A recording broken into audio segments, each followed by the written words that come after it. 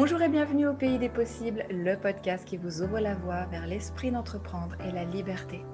Je suis Noémie Richard, depuis 2017, je suis coach certifié et entrepreneur et ma mission est de vous guider dans la transition professionnelle qui vous épanouira vraiment à travers une approche globale alliant introspection et structuration pour vous permettre d'oser la liberté d'entreprendre dans l'épanouissement et la réussite.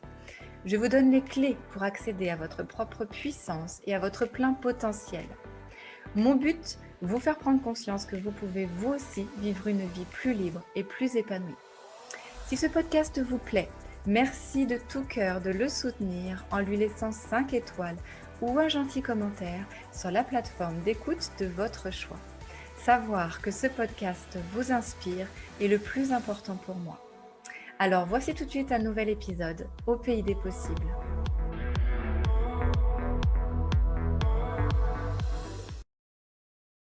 Bonjour et bienvenue dans ce tout nouvel épisode de podcast. Je suis très heureuse de vous retrouver aujourd'hui pour aborder avec vous les 3 règles d'or pour être sûr de faire le bon choix, de choisir le bon projet pour soi. J'avais vraiment à cœur de vous proposer ce podcast aujourd'hui parce que c'est une problématique qu'on rencontre très fréquemment avec les porteurs de projets, qui est la peur de se tromper, la peur de ne pas faire le bon choix, la peur de se lancer dans la mauvaise direction et d'aller droit à l'échec. Et cette peur-là, elle vient réveiller plein d'autres peurs, comme la peur de ne pas trouver de clients, d'aller sur le mauvais marché, qu'il n'y ait pas de besoin, qu'il y ait déjà trop de concurrents, voilà, la peur de ne pas réussir à capter l'attention, etc. En fait, il y a plein de peurs qui viennent se cacher derrière cette première peur qui est la peur de ne pas faire le bon choix pour soi. Donc c'est important de venir rassurer cette peur-là qui se réveille de manière tout à fait logique et tout à fait normale parce que c'est assez vertigineux quand même de quitter le salariat pour rejoindre l'entrepreneuriat. Autant le salariat était une voie assez facile en soi, alors en tout cas simple, ça ne veut pas forcément dire facile, mais c'est assez simple parce que on rejoint un job, ce job a une mission, on a un rôle à incarner et notre but, notre rôle, c'est de dérouler cette mission. Alors bien sûr, on peut la construire en même temps qu'on la déroule, mais quand même, il y a une institution, une entreprise qui attend de nous un rendu d'un point de vue de notre mission et de nos résultats. Quand on est entrepreneur, le scénario n'est plus le même puisque personne n'attend de nous finalement quoi que ce soit et c'est donc bien à nous de construire la mission qui va être la nôtre. C'est à nous de construire l'objectif qu'on va se donner, le sens qu'on va donner à notre mission et le contenu de ce que l'on va proposer. Donc, le gap entre la salariat et l'entrepreneuriat est vraiment vertigineux à ce niveau-là. Donc, effectivement, c'est important de venir rassurer cette petite voix qui se réveille avec raison et qui vient vous dire « Oula, attention, est-ce que tu es vraiment sûr? Est-ce que tu n'es pas en train de nous mettre en péril, en difficulté ?» En fait, cette petite voix, elle vient réveiller tous les risques qui peuvent exister et elle vient nous faire douter de nous, du bien fondé de notre décision, ou en tout cas même, elle vient mettre du brouillard devant nos yeux et donc on n'arrive pas finalement à prendre une décision qui soit claire sur finalement, est-ce que je sais dire quel est le bon projet pour moi? C'est important pour pouvoir franchir ça et que cette peur ne soit pas paralysante, mais vraiment de pouvoir passer à l'action et aller vraiment vers ce rêve qui est le nôtre d'aller vers la liberté de l'indépendance. C'est important d'avoir des manières, des outils de venir rassurer cette petite voix et lui dire « T'inquiète pas, tout ira bien » ou en tout cas, je sais que je suis dans la bonne direction et on trouvera ensemble les solutions au moment où les challenges se mettront sur notre chemin. Alors du coup, comment on fait pour assurer cette petite voix et pour se dire « Oui, c'est bon, je sais que je vais être sur la bonne direction ». Donc, quelles sont les 3 règles d'or que je vais vous proposer ici pour être sûr de faire le bon choix pour soi? Alors, la première règle que je vais vous donner, c'est d'abord de vous poser la question du sens de la mission que vous voulez occuper demain. Quel est le rôle que vous voulez vous donner? Et de quoi avez-vous besoin pour vous sentir vraiment utile? Ça, c'est une question vraiment importante à vous poser parce que on a tous besoin, à la fin de la journée, à la fin de notre journée de travail, de pouvoir se dire « Je peux être fière de moi aujourd'hui, j'ai contribué, ce que j'ai fait c'était bien, j'ai fait quelque chose qui avait du sens, j'ai fait quelque chose qui était porteur et je peux être fière de ce que j'ai accompli. On a tous, en tout cas ça nous fait à tous du bien quand on peut se dire ça. Et ça nous booste, ça nous donne de l'énergie pour continuer, ça nous donne la motivation. Donc déjà dans la question du sens, demandez-vous quelle est la mission que je vais occuper, que j'aimerais occuper et où je me dirais vraiment je sens que je contribue à quelque chose. Et puis il y a le sens aussi, non pas de la mission professionnelle, mais le sens de notre vie quelque part. Est-ce que notre métier, est-ce que le projet que vous allez choisir contribue au sens que vous voulez donner à votre vie? Et là, ça peut être beaucoup plus large en fait, ça peut englober plus de choses. Euh, Ça peut être vraiment en rapport avec ce qui vous anime au plus profond de vous-même. Alors, on n'est pas obligé d'être dans un monde de bisounours, hein, d'accord? On n'est pas obligé de choisir une mission qui a un impact fort et puis chacun à son échelle, on va faire les choses. Mais en tout cas, c'est important que ça réponde à qu'est-ce qui vous anime, vous, au plus profond de vous et qui vous fait vibrer en fait. Qu'est-ce qui vous met vraiment en énergie? Ça, c'est important. Et si vous êtes dans cette mission-là, déjà, vous avez un atout majeur dans votre manche pour vous dire que vous êtes dans le bon projet pour vous, parce que vraiment, ça vous permettra de toujours aller au-delà des difficultés, des challenges ou des obstacles que vous allez rencontrer. Et ça vous permettra d'être créatif, innovant, de vous dépasser, de chercher à donner toujours le meilleur de vous-même. Je vais vous donner des exemples concrets, je vais vous donner mon exemple concret pour que vous compreniez un petit peu plus facilement, plus concrètement ce que j'entends par le sens de sa mission et le sens dans le sens de ce qu'on veut donner comme orientation à sa vie. Moi, quand j'ai décidé de me lancer dans le coaching, donc de créer mon projet entrepreneurial dans le coaching, déjà j'ai choisi d'aider les personnes à se reconnecter à une vie professionnelle qui les épanouisse pleinement parce que pour moi, la valeur travail est une valeur importante. Je considère qu'on passe beaucoup de temps au travail et que c'est important qu'on s'épanouisse dans cette voie-là. Et le fait de chaque jour contribuer à ce que des personnes s'orientent dans la voie professionnelle qui les épanouira vraiment, me nourrit sincèrement et profondément. Et donc, me permet d'être fière de moi dans mes journées, me permet de me booster en termes de motivation et d'énergie. Et j'ai envie de déplacer des montagnes pour aider un maximum de personnes à réussir dans cette mission-là. Ça, c'est le sens au quotidien, le sens de mon travail au quotidien. Et puis, le sens plus commun, plus global que je donne à ma mission, qui me nourrit profondément dans le sens que je veux donner à ma vie, qui nourrit mon pourquoi, c'est que moi j'ai une valeur fondamentale forte qui est de mon rêve finalement, c'est vraiment de permettre à notre monde de œuvrer dans une atmosphère qui soit plus sereine, plus respectueuse, plus harmonieuse, plus dans le respect. J'ai une valeur respect et je rêve pour notre monde qu'il y ait beaucoup plus de respect, que ce soit entre nous, êtres humains, mais aussi nous vis-à-vis de la nature, nous vis-à-vis du vivant, nous vis-à-vis des autres et nous vis-à-vis de nous-mêmes. J'ai une valeur respect très forte. Et en fait, mon job, ma mission au quotidien, me permet de nourrir cette valeur respect qui est très importante pour moi. Je sens que chaque jour un petit peu, à mon échelle, je contribue à mettre un petit peu plus de respect dans ce monde. Et je suis donc dans ma mission alignée avec ce qui me motive, ce qui me nourrit, mais ce qui me motive dans chacune de mes actions, même mes petites actions du quotidien, vont dans ce sens-là. Donc, je sais que je suis parfaitement alignée et donc que ce projet, il est forcément bon pour moi. Donc, première règle, c'est demandez-vous qu'est-ce qui fait sens pour vous. Il peut y avoir plusieurs choses qui font sens, il n'y a pas de souci, mais demandez-vous qu'est-ce qui fait sens pour vous. Qu'est-ce qui vous motive au quotidien. La deuxième règle d'or, pour être sûr de faire le bon projet pour soi, c'est de vous demander là où vous avez des talents naturels.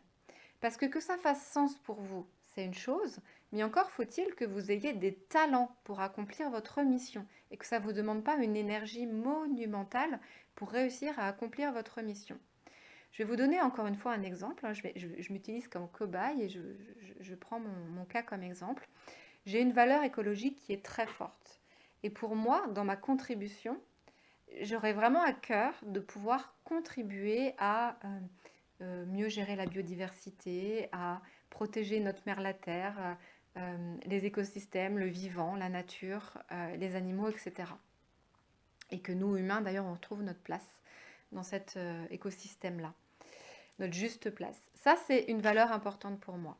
Maintenant, je me suis beaucoup arraché un petit peu les cheveux, trituré l'esprit en me disant, mais ça a une valeur forte pour moi, ça a un sens.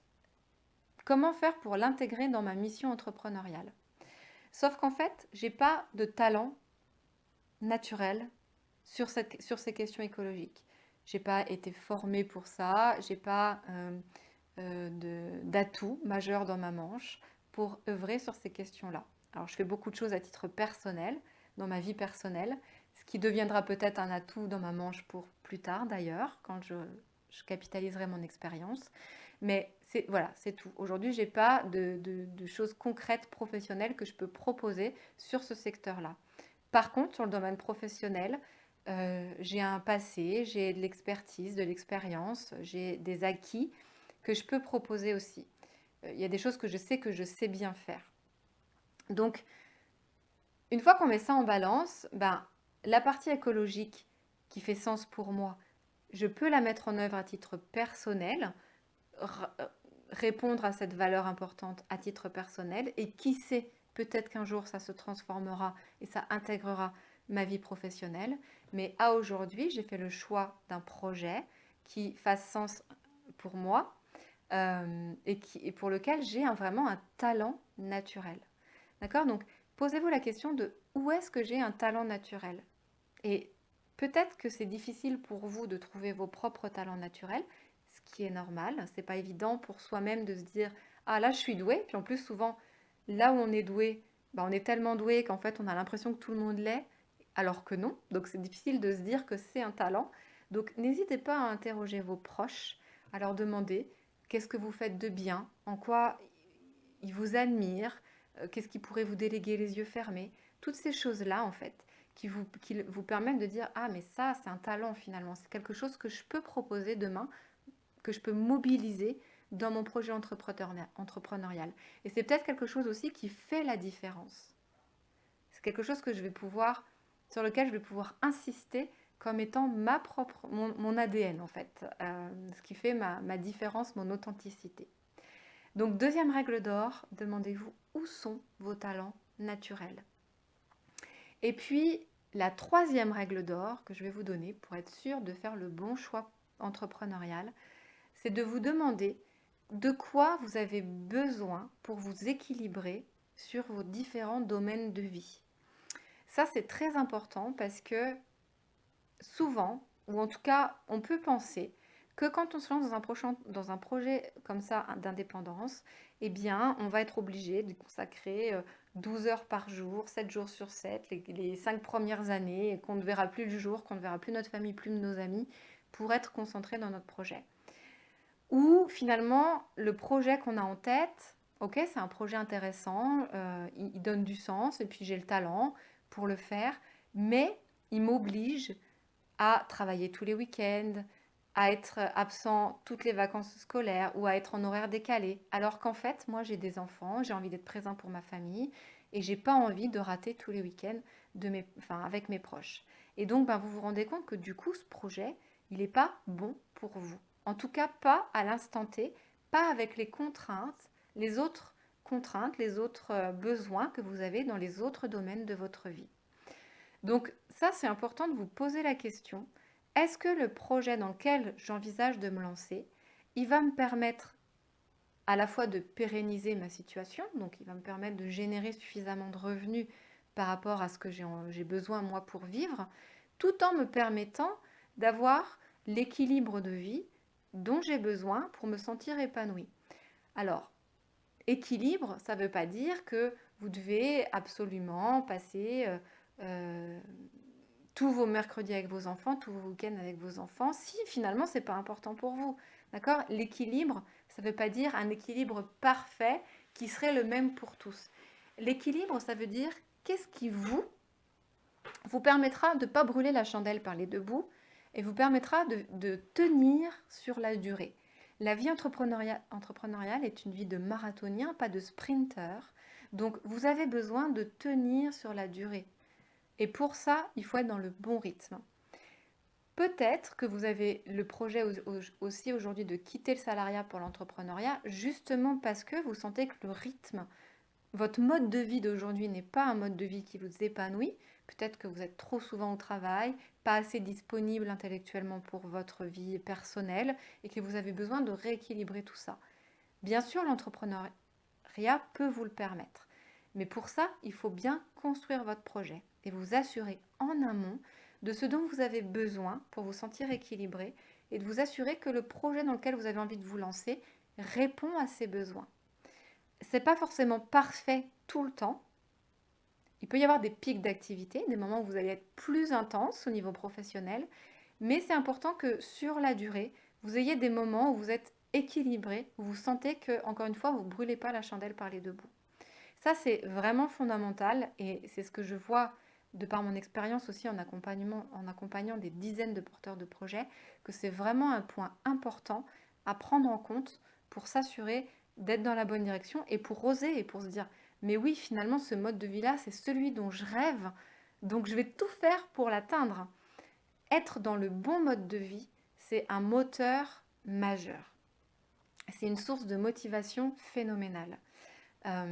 Moi, pour le coup, j'ai besoin de pouvoir avoir mes mercredis, par exemple, pour être avec mes enfants. Donc, je ne prends jamais de rendez-vous les mercredis. Je peux travailler parfois, mais en tout cas, pas de rendez-vous avec des clients. C'est très important pour moi. J'ai toujours fait en sorte que mon projet entrepreneurial me le permette. Et ça a été compatible.